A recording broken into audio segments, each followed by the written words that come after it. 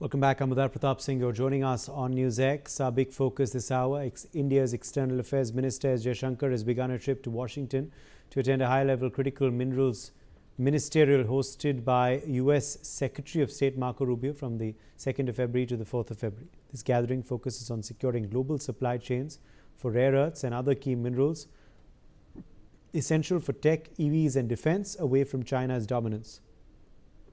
Jaishankar's visit will be closely watched for signs of a thaw in India-US ties after months of strains that have not been witnessed in the past 2 decades over the trade policies of the Trump administration. In addition to slapping 50% tariffs, including a 25% punitive levy over Russian energy purchases on Indian goods, US President Donald Trump has hit ties with his repeated claims of ending India-Pakistan conflict last year and criticizing the Indian side on a range of issues. The thaw comes close on the heels of the India-EU Free Trade Agreement finalized on the 27th of January 2026 and hailed by European Commission President Ursula von der Leyen as the mother of all deals. This landmark pact, concluded after nearly 2 decades of negotiations, accelerated amidst global trade tensions, signaling India's growing economic leverage and diversification strategy. In response, the US has intensified efforts to cozy up to New Delhi strategically.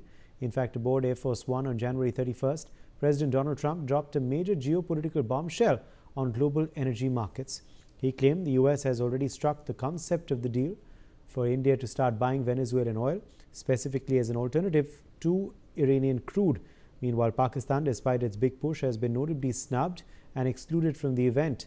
Last year, Pak's leadership, including Army Chief Asim Munir and PM Shehbaz Sharif, showcased purported rare earth samples to President Trump in a high-profile White House meeting, followed by a $500 million MOU with US firm Strategic Metals for exploration, processing and even initial shipments of minerals like antimony, copper and rare earths. With this meet, the focus now is on supply chain resilience, clean energy and mineral corporations away from China dominance, highlighting Washington's push to strengthen the trusted India partnership in key strategic areas like the minerals, security partnership, defense and potential bilateral trade progress, even as trade frictions linger to counterbalance the EU breakthrough and maintain influence in the Indo-Pacific. Joining us live, Ambassador Bhashpati Mukherjee, former diplomat. We also have Dr. Jayjeet Bhattacharya, President CDPR, live with us. Rabinder Sachdev, International Affairs expert, joins us live. Madhav Nalapat, Editorial Director of the Sunday Guardian, is also joining us now on the broadcast. Professor Nalapat, if I can begin with you first. How crucial is this visit by S. Jaishankar going to be to the US, given the current situation? Look, Uday, it's very, very clear that the Trump administration, from the very beginning of Trump 2.0, has been fixated as steady as a compass on the China issue and the China threat to US primacy and to the rest of the democratic world. And frankly, that's one thing on which most of Trump administration officials who have been carefully selected, they have known China hawks, including Secretary of State Rubio and various others. So I'm delighted that we have been invited to participate in this rare earth summit, because it's very, very clear that the US under Trump administration regards us as a suitable partner in the effort to ensure that the blackmail of China on rare earths stops as soon as possible. Possibly, it is only a matter of time, not a speculation anymore, that a conflict is going to erupt between the US and China principally, and involving other countries as well. So from that point of view, I'm delighted that this conference has been called, and I'd like to say Minister Jaishankar is the ideal individual to be sent there, because he knows the US like the palm of his hand. And the good news is that the US regards India as a valuable partner in the battle against China, because it is razor sharp focused on China.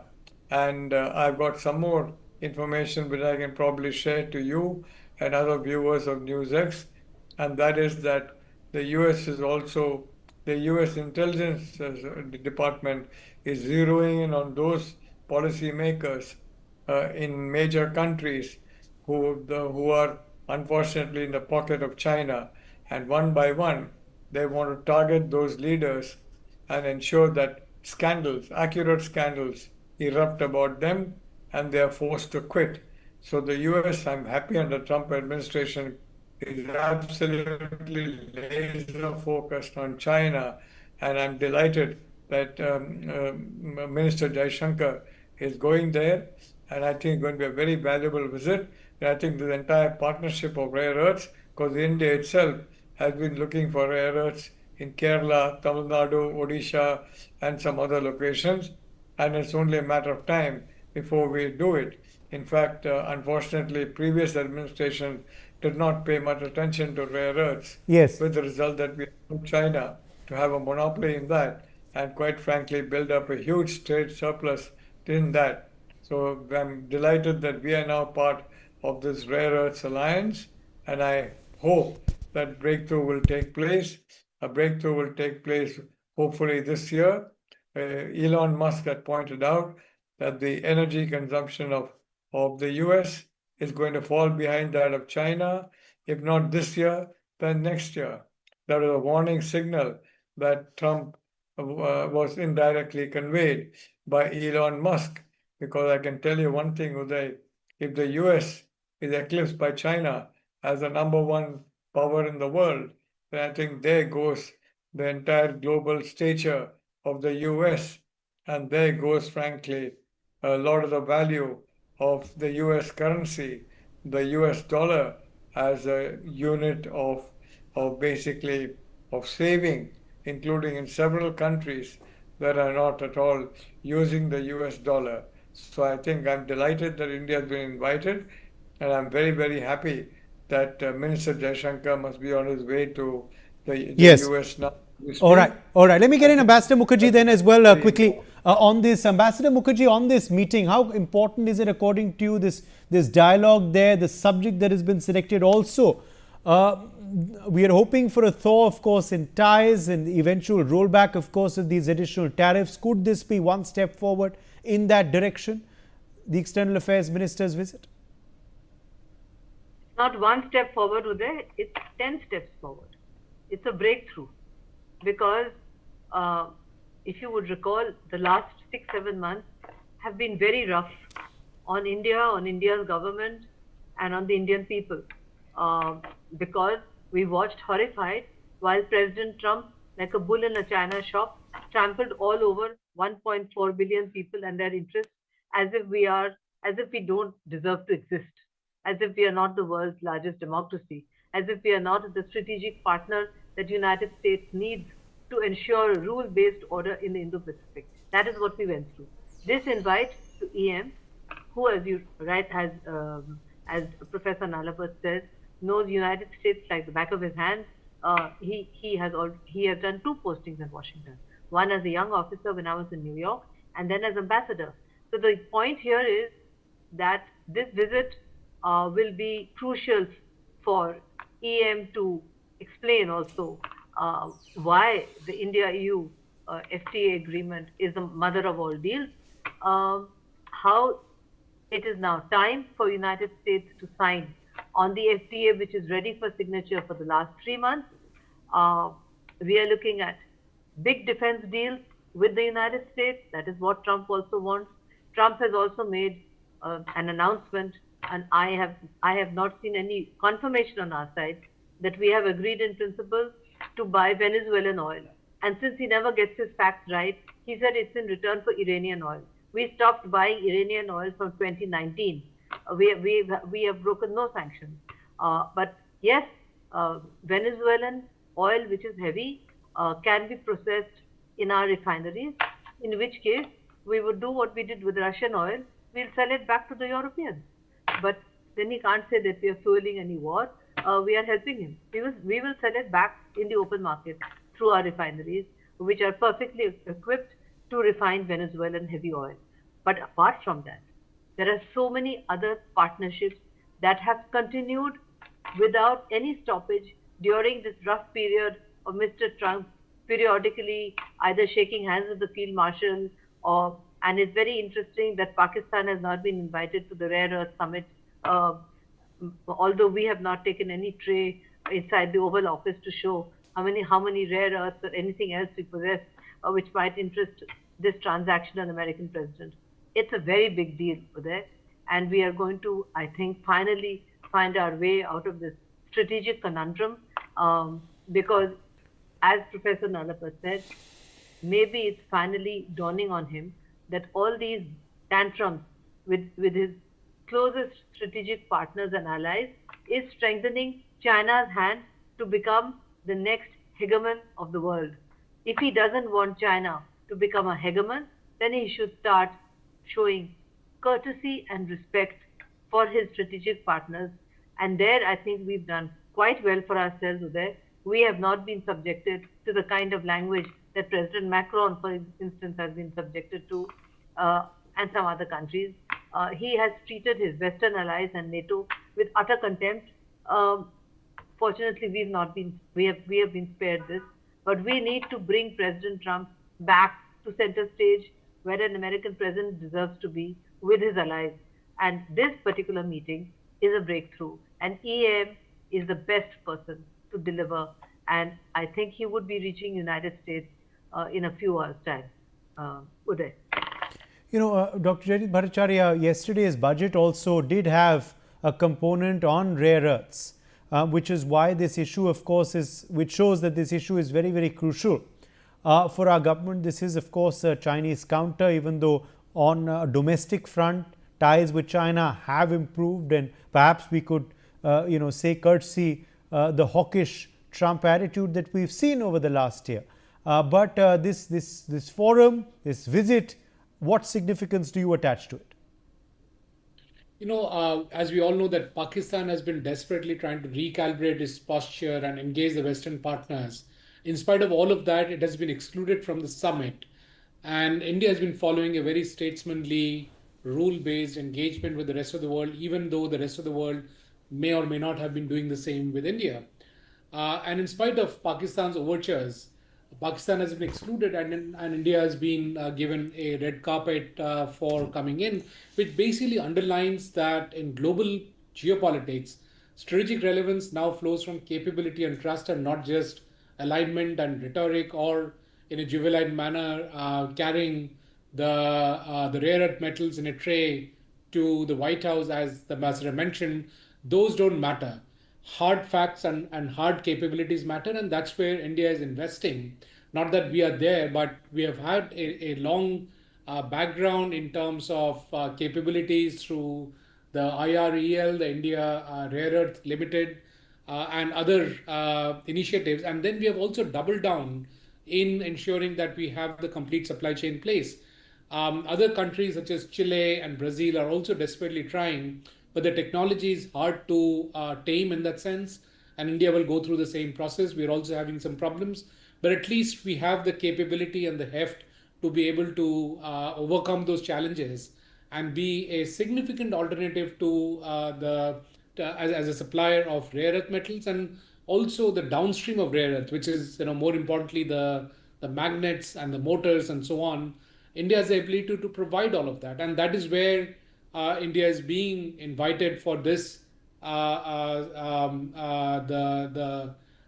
Critical Minerals Summit, because without India, that summit will probably fall apart. It will not lead to any outcome, and that is really the takeaway from this development that has happened. Yes, Robindra Sachdev is also with us at this point. Robindra Sachdev, clearly, of course, Pakistan snubbed. Despite their overtures, despite their Nobel Peace Prize nominations and lies and whatnot, India, of course, gets a crucial seat on this table.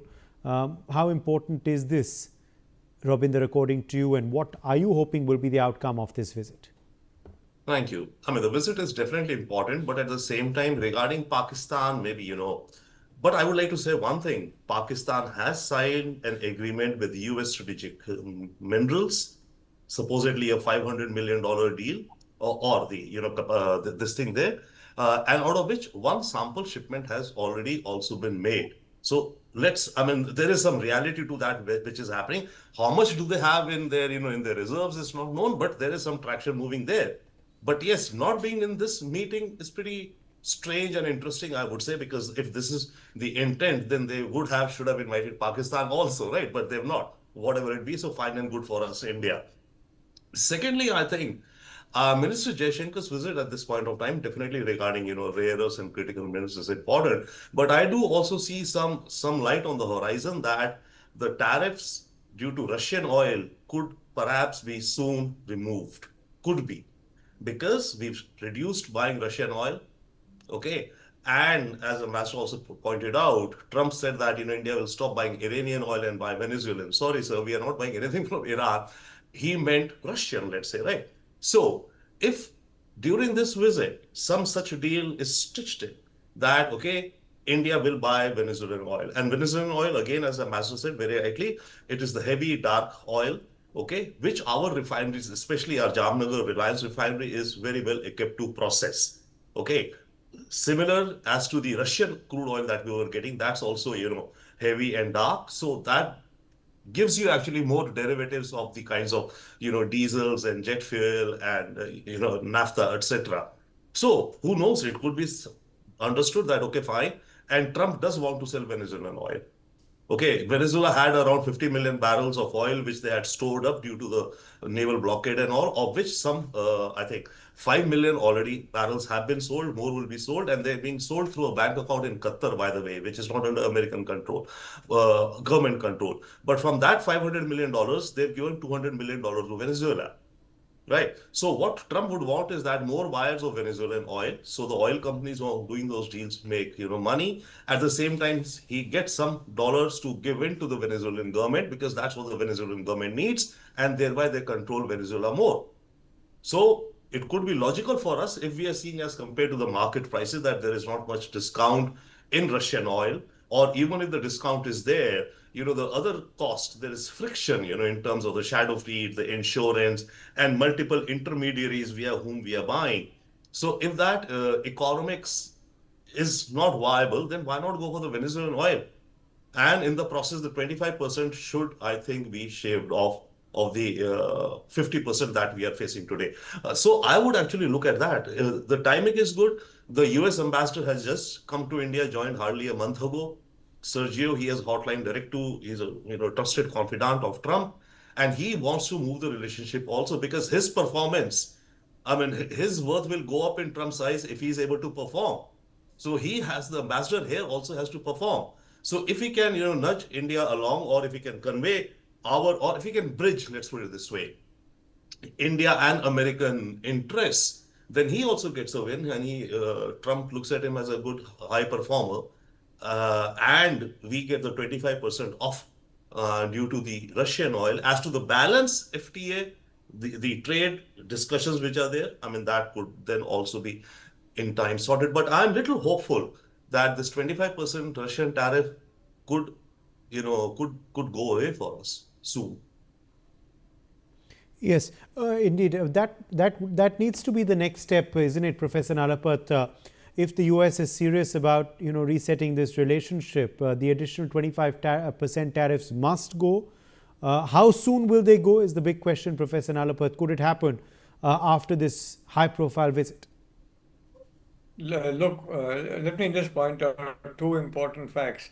One about Pakistan. The reason why Pakistan has been excluded Yes. should occasion no surprise, for reality situation is Pakistan has now become a satellite of China. In fact, the Pakistan military is being effectively functioning as a satellite of the PLA, including in information gathering from countries such as the United States and passing them on to the PLA. Now, so far as Russia is concerned, the Trump administration, from the discussions I've had with some of its policymakers, was very clear that there is no organic link between Russia and China. And that's a fact. The Russians and Chinese don't like each other. Remember, they were hostile to each other during the Cold War. Today, what's happening is a marriage of convenience. And if the Russians, their closeness to India is an example for China, because China was very unhappy at such a closeness, but the Russians have maintained it. I hope that President Trump goes back to the old policy of trying to wean Russia away from China and bringing Russia, if not in the orbit that is going to confront China, at least neutral. So I think there's a strategic game that's being played. There's no doubt about it. And like I said, again, I would commend the Trump administration officials. They're a very, very high quality team.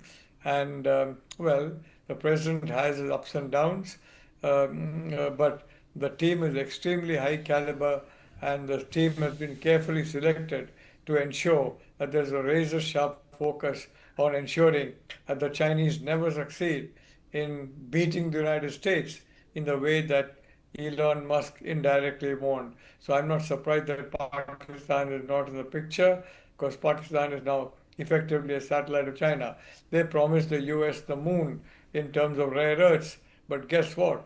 Practically all the rare earths are in Balochistan, and no one can mine those rare earths. Not even the Pakistan army is capable of taming the Baloch National Liberation Front, and the whole of Balochistan is ablaze in rebellion against Rawalpindi, basically the GHQ, now of course shifted to Islamabad. So I think that's a welcome realization on the part of Trump administration, and I'm certain that this invitation will be the harbinger of many more to come, given the immense qualities of diplomacy that Minister Jaishankar has demonstrated over such a long period in the Foreign Service, Uday. Professor Ambassador Mukherjee, of course, as you were saying, this visit is very important. It's going to be 10 steps forward in this thaw. But if the visit were to go well, and we are sure it will, what happens next? What will be the follow-up steps? The follow-up steps would be, first of all, the withdrawal of the additional tariffs imposed on us for buying Russian oil. That hopefully should be removed. It's already, you can see the budget which was unveiled yesterday, has very carefully taken into account these constraints on India because of these high tariffs, particularly for those industries which were vulnerable, which includes, for instance, the fish industry, shrimps, etc. All this has been carefully calculated and calibrated into our budget. So if we've done a deal, as it appears to be, we've done a deal to buy Venezuelan oil, not to replace Iranian oil, which we stopped in 2019, but obviously to replace Russian oil. That would enable us to have those tariffs removed.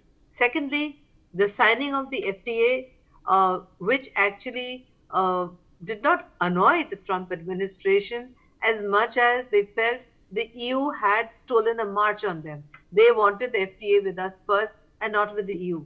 Now that we have an FTA with the EU, we can always cite the FTA back to them and say, what the largest economic bloc in the world has signed this FTA with us. It's going to be operational by early next year.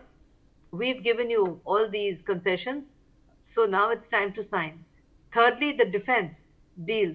And also, I'm sure that EM would find an opportunity to raise with his counterpart what happens to the Quad Summit. It's supposed to be held this year, but there was some vague information that President Trump may visit India over the next 2 years. Next 2 years means this year and next year.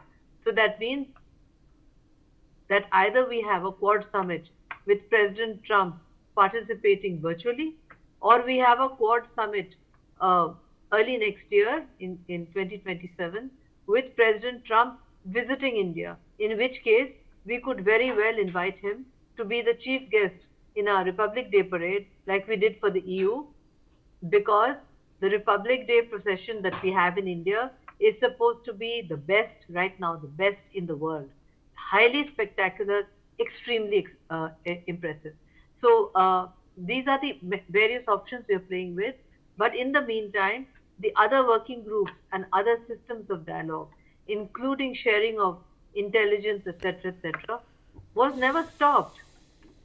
Despite all his ranting and raving, the relationship at a slightly lower level continued without any hindrance.